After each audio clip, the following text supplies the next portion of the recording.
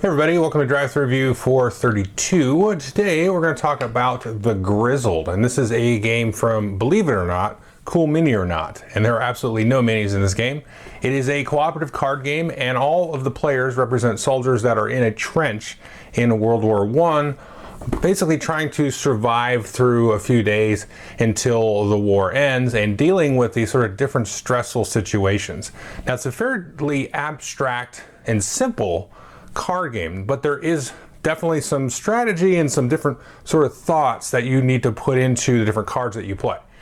Now, I've played it, I can't count how many times, it's definitely more than 10, and I've won it one time.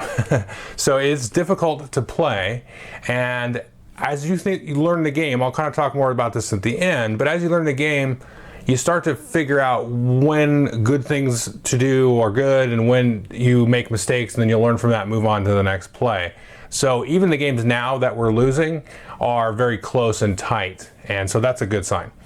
So let's jump into how the game works, and then I'll tell more what I think of it. Now, the Grizzled has a unique art style. It's by French artist Tignes, and it really works, and it's sort of cartoony, but it actually kind of really works with the theme. There's a sort of kind of quiet desperation in the different characters, but there's also sort of like a comical defiance as well. I don't want to get too artsy-fartsy with everything, but it really does actually fit the theme of the game. Now here you can see all of the components that you get in the game, various cards and tokens, also a nice little game aid to help you through the different steps of the turn. And the first thing you'll do is figure out who the start player is. You'll give them this marker here. This will rotate around to the left as you go from round to round. Each player will then receive one sort of avatar card, and these are various World War I soldiers.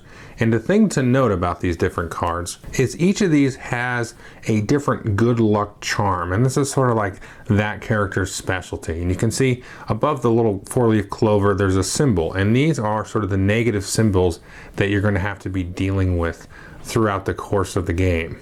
So you can see there's various different weather, there's bullets, there's gas masks, and these all kind of represent the stress of war. And then you'll take and distribute these support tokens. Each player will receive 3 of these, and if we take a look at the back side of these, you can see each player will get 1 left and 1 right token, and then they also get 1 random token. And the players will take a look at these and keep these face down, hidden from the other players. Then you'll take and shuffle up the main deck of cards, and these are the cards with the barbed wire on the back. And you'll take and deal 25 of the cards on top of the dove symbol, and then the rest will go on top of this monument. And then to start the game, you're going to deal each player 3 cards off the top of the dove stack.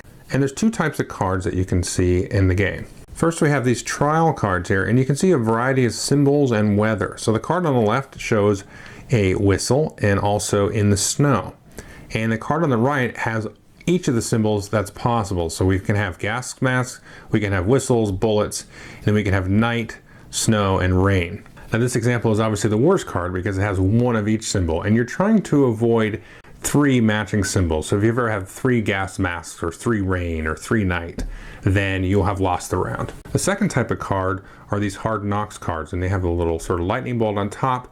Now this particular one is a phobia, and this adds yet another symbol to the display of cards. But you might get other hard knocks cards like this frenzied card that has some text, and this is sort of a negative special ability. For example, this one is at the beginning of a mission, you must draw 2 extra cards. And there's a variety of these in the deck. Finally, there is 1 good card in the game, and this is the Merry Christmas card, and this says discard a hard knock card from yourself or another player. So this is the one time you get to do something positive. Now what you're trying to do is play through the deck and get to the point where you can again reveal the peace dove and have all players played every card in their hand. If you ever have this revealed and all players have played all their cards, they immediately win the game. If you ever reveal the monument card, you don't get to the win condition, you've spent too much time, you reveal the monument card as you deal more cards off the deck. Now as you go from round to round, you're going to be dealing cards off of the monument deck onto the dove deck, and you're going to start dwindling down until you might reveal the monument underneath. If you ever reveal that, then you've lost the game. The other way to lose the game is if you ever have 4 of these hard knock symbols in front of you at the end of a round, then everyone loses. Now on your turn you get 1 action, and you can do 1 of 4 possible things. Now the first thing you might do is play a trial card. If you play any of the cards that have the symbols on them, you'll play them face up in the display in the center of the table. So I might play this card with a whistle and a knight. The next player might play this bullet on some snow, and so on. Now, if you ever have to play a hard knocks card, that will go in front of yourself. And again, remember, you can't have 4 or more of these at the end of the round. The next action you might do is actually use your character's good luck charm, and then you'll just simply flip the card face down and remove one card with a matching symbol from the center of the table. So in this case, we might remove this card that has all of these different symbols on it because we can remove a card with a whistle. The next action you might do is actually to use one of these speeches. So let me explain how you actually get a speech. So after it's been your turn to be the start player, you'll pass the start player to the left and then retrieve a speech from the supply and put that in front of you. Now, what does a speech actually do? Well, you can name one of the symbols on the trial cards, and then each other player can discard a card that is matching that symbol. Now, the rules have actually been updated in this regard. My rulebook says every player discards one, including the player. Well, it implies that the player with the speech actually gets to discard, but there's an updated rule book that says only the other players have to do it.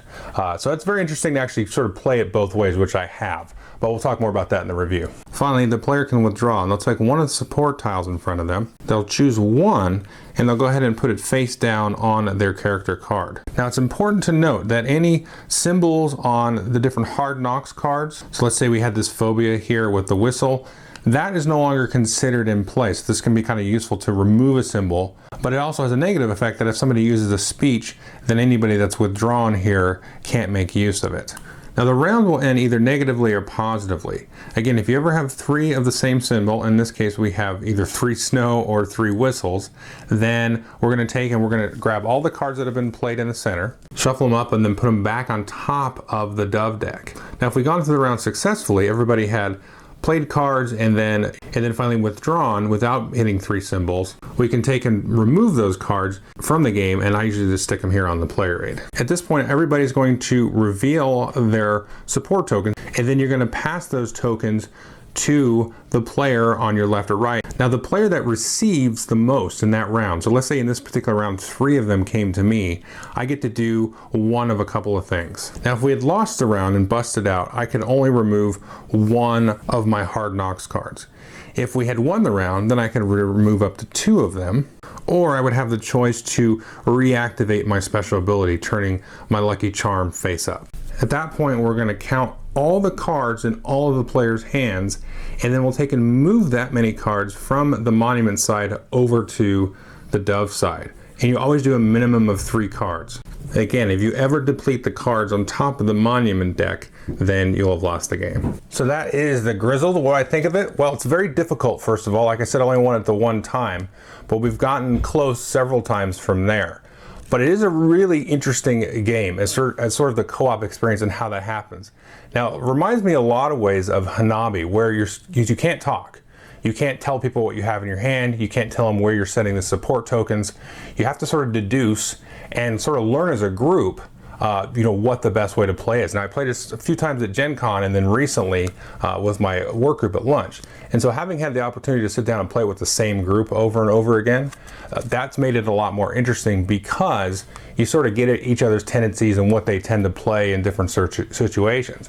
So that's the very cool sort of mind meld kind of experience that's similar to Hanabi. That's really, really cool. And it's very almost stressful in a way because, like I said, every card is negative except for the one card. And so you have this sort of, it fits the theme is what I'm trying to say, is you have this sort of oppression and sort of suppression of what you're trying to do. You're trying to sort of just survive and live through day to day in the different trenches and stuff and try to just get to the point where you see the peace dove fly overhead.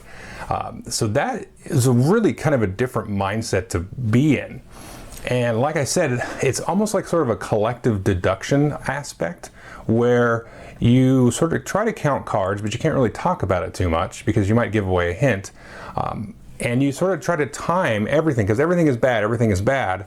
But I might say, okay, I know you have the special ability that's going to get rid of bullets. So maybe I'll even put a bullet out there hoping that you get rid of it because I've got a whole bunch of bullets in my hand. Or you end up a lot of times playing those hard knocks cards in front of you that are just horrible, awful effects just to kind of buy some time and sort of try to, you know, say, hey, send some support tokens my way because I got really bad cards that are going to bust us, but you can't say that again. And then you get those and that sort of cleans them out. Now, the interesting thing about that is the support tokens, they kind of deplete. So if everybody sends them to me, then I've got them, and then maybe you sort of run out of them, so you don't really have a choice where you send them. So you've got to be sort of careful about that as well, which is very interesting. Now, the last thing which I didn't mention is each round, as that leader token moves around, you have to name a number of cards to deal out to the players. Now, you can name one and deal one card out to each player. Maybe you had a really bad round before, everybody's got a lot of cards in their hands, so you try to sort of slow boat it and say, okay, we got through that round. Now everybody's got sort of a reset in the next round. You don't want to give everybody too many cards because then you're just going to have a disaster. But that's a very interesting part of the game as well. So you might try to go for it at the end when you get to you know, very low deck. You say, let's just push it and go for it. So there's a lot of sort of interesting types of things that can happen, you know, with that without really talking about it. You can talk about it, you know, in between games. So like I said, you've got that sort of collective effort to get better and better and better at the game. So that is a very interesting sort of aspect to take on it. Now, you can have situations where it kind of is negative, and I've played the game with people where they feel negative about the game and don't like it, because you get times where it's like, I can't really do anything because I get a bunch of cards and I'm sort of stuck with it, and anything I do is just really awful and it's going to bust us, so I just sort of withdraw and do nothing, and it's sort of not fun for them, and I get that. And I think this is going to require several plays with the same group over and over again to really get into. I will talk a little bit about the difficulty. I've never played it with 2. There's a variant with 2. It is definitely easier with 3 players. That's the only way I've won it, was with 3 players, than it is with more players, because there's less sort of people going on. It's less chaotic. You can have a little bit better control of where the support tokens go. And then there's also another thing you can add in an advanced role, which I haven't ever won with. If you notice, some of the cards have a little sort of card back on the side, and when you play those, it's like a trap card and it sends in a new card. That's just like, that's a nightmare. I think it's possible to win, but I think it's like, that would be like almost all luck. Whereas you can, it's still a lot of luck, but there's a lot of sort of deduction and stuff like that. So, very interesting game. I think if it was a different theme at all, it wouldn't work. I mean, there's probably some other theme that would work, of course, but the World War I, sort of being in the trench, just living through bullets flying over you, horrible weather, you know, tear gas, or not tear gas, but like chemical warfare and all that crazy stuff, it really fits, but the art is such that it doesn't sort of ignore the theme. It keeps the theme in there, but also makes it a little bit more relatable and sort of palatable.